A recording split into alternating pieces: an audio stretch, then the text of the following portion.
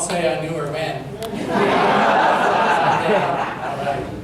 So I'm not going to sing like that, but if you know the song, join me. I'm so glad we had this time together, just to share a laugh or sing a song. Seems we just get started, then before you know it, comes the time we have to say so long. You old. With me, yeah. So that was, of course, the song that Carol Burnett ended her show with, way back in the dark ages, when we only had 3 networks. And we had to get up off the couch, cross the room, and turn a dial. Remember that? The young ones are like, what are they talking about? So last night I was browsing through Amazon Prime, or Saturday, 2 nights ago, I was browsing through Amazon Prime looking for something to watch, and I came across the very first season of the Carol Burnett Show, way back in 1967. And I was 4 years old at that time. But skip ahead 8 to 10 years or so, and I remember watching that show every Saturday night. My family would gather in the living room Saturday night, 8 o'clock, the whole CBS lineup. All in the Family, Mary Tyler Moore, Bob Newhart, ending with Carol Burnett. And I love that show. And I bring that up because her show was actually a part of my development. You see, I had my first crush on somebody from that show. Anybody care to guess who it was? Lyle Wagner. You too. Yeah. Yep. Tim Conway. I didn't know it was a crush at the time, but I just know that he was part of the dance troupe, and he would occasionally be the announcer on the show and come out and do some small screen parts. I didn't know it was a crush, I just knew I couldn't wait to see him. And I would look for him in the dancers, or just couldn't wait for him to appear on the show. And somehow I knew that there was something wrong about this growing fascination of mine about him. I knew somehow, I don't even remember how, I knew that it needed to be kept a secret, it needed to be hidden way back in the depths of my mind. Then in 7th grade, I was going to a private Christian school. That's when I learned what that difference was. I learned what that fascination was. It had a name, and the name was gay. And also at the same time, that sense of wrongness became reinforced. And so here I was, as a highly sensitive 13-year-old, immersed in an environment that followed this guy Jesus, who said, "The Spirit of the Lord is upon me, because He has anointed me to bring good news to the poor. He sent me to proclaim release to the captives and recovery of sight to the blind, to let the oppressed go free." I was in an environment where that was what this guy was about. And it's a sad irony that that is the place where I became a captive to fear and shame. It's the place where I began a phase in my life where I was blinded to my own innate goodness, my God-given goodness. I couldn't see it. And I became oppressed by a church and a society that couldn't tolerate difference and deviance from some false norm that had been created, set up by a small minority that just wanted to keep things the way they are. It's a lot to put on a 13-year-old. But yeah, that's where I learned that this part of me, there was something wrong with it and needed to be kept quiet. So before I go any further, the title of my sermon is Come Out Wherever You Are. So I'm going to be talking about coming out a lot. But that does not mean that I'm talking just about my gay experience of coming out. We all have our own coming out experiences. We all come out of places in our life where we have oppression, where we have constraints, where we have things that keep us down, keep us held, and we all have experiences of coming out of that place, and coming into something new. And so that's what I'm talking about here. It's about coming to an understanding of our current reality and knowing exactly where we are in that reality, how we got there, and then choosing something different, choosing a new path that leads us to something new. So we all are in this eternal process of becoming. We're all coming out of something and going into something. And there's good news that grace abounds in that process. Oh, yeah. Grace abounds for whatever you're coming out of. And whatever you're going into, there's grace in that process. So 2 weeks ago, we celebrated Jesus' coming out story. But they didn't tell you that in catechism, that Jesus came out. He came out of his tomb, he left behind death, and he entered into life with a capital L. And last week, we started a series of telling our own resurrection stories. And Jackson got us started by sharing how he was literally resurrected from drowning and saw Jesus. And that eventually led him to a new path in his life. And so this week, I chose the gospel story of Lazarus, which is a long story in the Gospel of John. And remember, John's gospel is the glorious gospel. In John, we have more miracles of Jesus. We see the divinity of Jesus more than we do in any of the other gospels. And so we have this miracle story of Jesus healing Lazarus. He's in Jerusalem, and somebody comes and says, "Hey, your friend Lazarus is ill." And Jesus says, "Oh, okay, we'll wait." And he waits, and then gets news that Lazarus died. And then he says, "Okay, let's go to Jerusalem." And Thomas says, "Well, we'll go with you and die too." And they make it there, and Martha comes out, and "Jesus, you could have healed him. Why didn't you come?" And Mary comes out, "Jesus, you could have healed him. Why didn't you come?" And then he goes to the tomb and has the tomb rolled away and calls Lazarus out. Lazarus comes out, and he says, "I find him." I chose this story because this particular passage is a resurrection story, but it's also MCC's story. Oh, yeah. This story is the story about our church, about this particular denomination. As I was coming to terms with being gay, I looked for an answer to the question, can I be gay and Christian? I was 15, 16, 17 years old. And my church that I went to, the Evangelical Covenant Church, didn't say anything. I was lucky. They didn't say anything, literally, about any controversial subject, because the Covenant Church came from Sweden, and it's primarily in the Midwest, so it's nice Swedish Baptists, and they're all polite, and they're evangelical in the sense that we'll give you a casserole if you come to church, and we'll tell you about Jesus, but we're not going to push you. And they didn't push me either. And so I had to turn to the Bible on my own. And I came to the conclusion that I couldn't have these two parts of my life.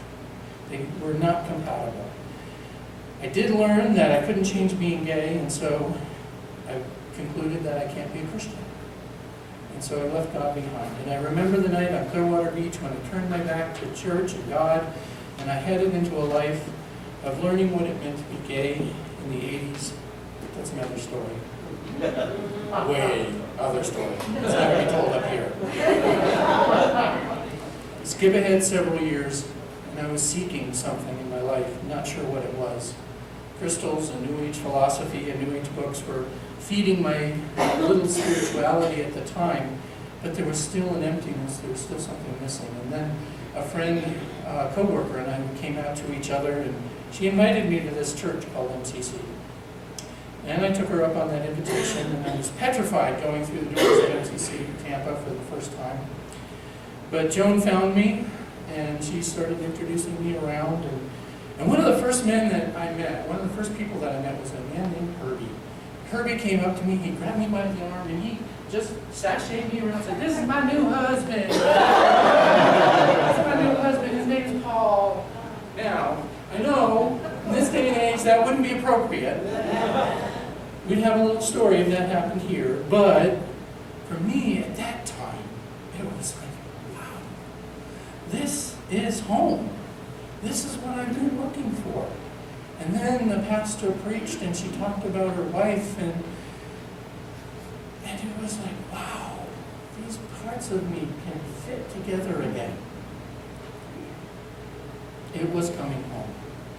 And as I became involved in MCC and eventually started working towards the pastorate, I heard stories, everybody's stories of finding this church and finding MCC. And all of them said, in one way or another, it was like coming home.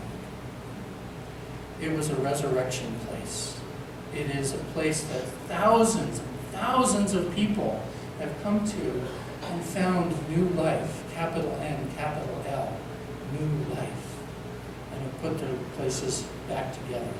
It's where the dead have come to life again. Today, the need for a specifically LGBTQ space is diminished.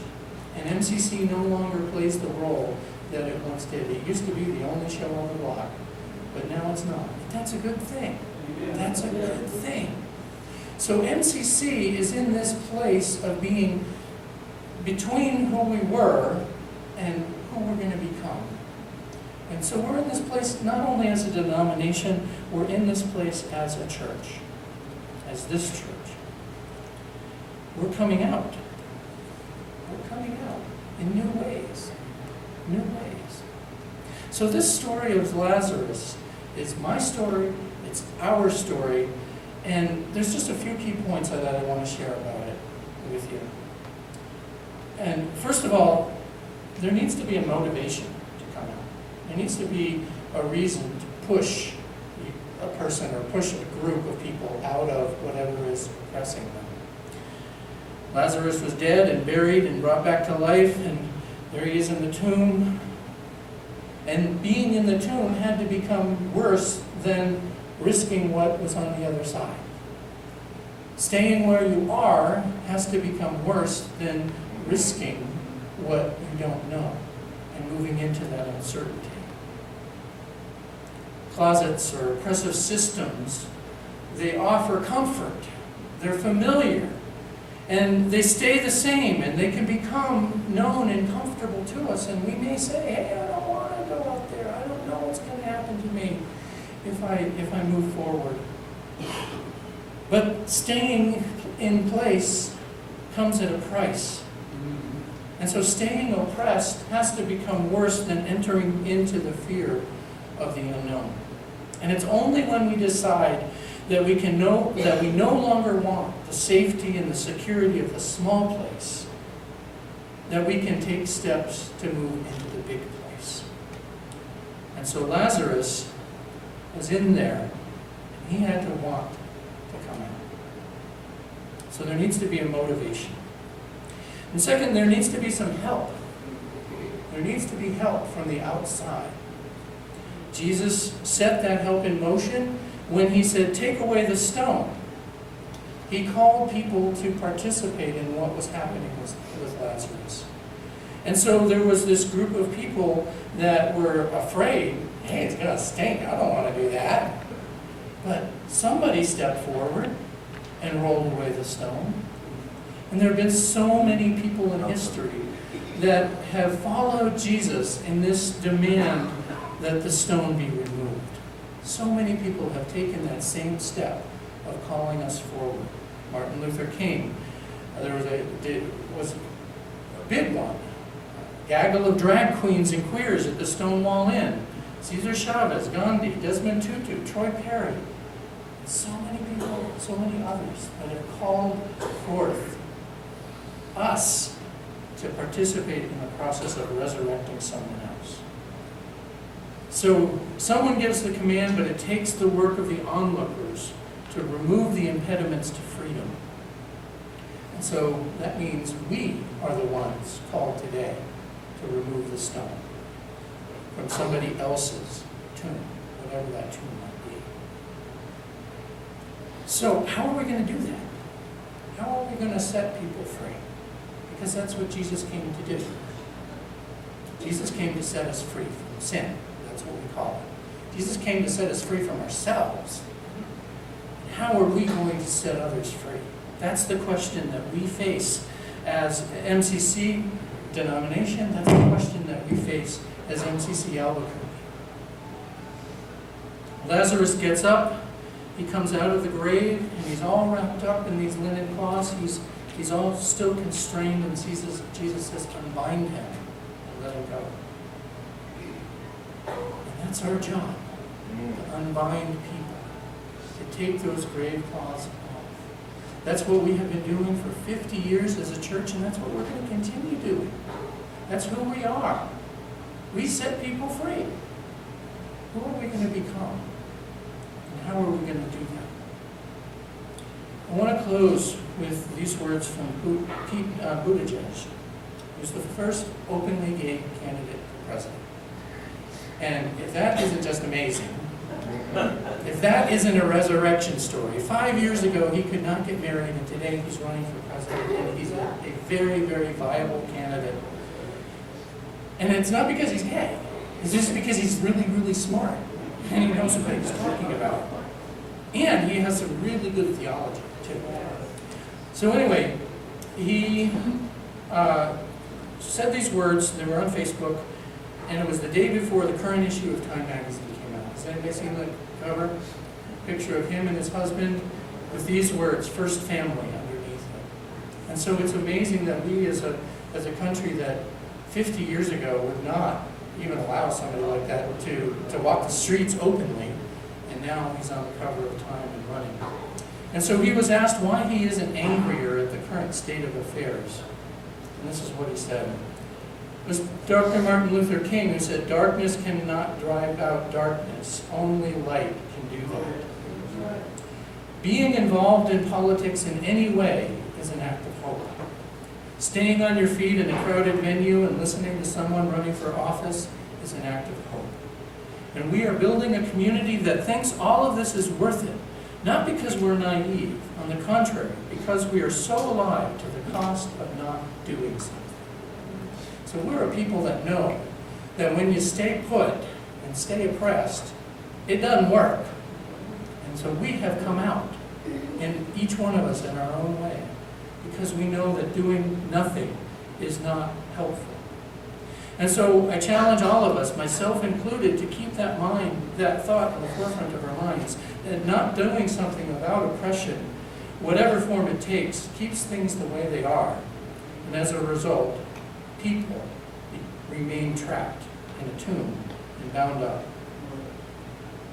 Now, if you want to get up about me about bringing politics into the pulpit, well, Jesus brought politics into the pulpit long before me.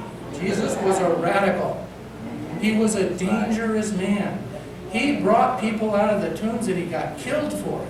And that's exactly what this story is about in the Gospel of John, because right afterwards the Pharisees get all bent out. This guy's raising people from the dead. We need to get him out of here. And that's why he got killed and crucified in the Gospel of John. So this process is dangerous. It is radical. It is political. It is about the body politic. It's about all of us. Not just one of us. It's about all of us. And the work isn't done until everyone is free. That's right. Everyone is free from their tomb. So that is our calling. We're in the middle between being and becoming. We're in that middle place, and we have a decision to make.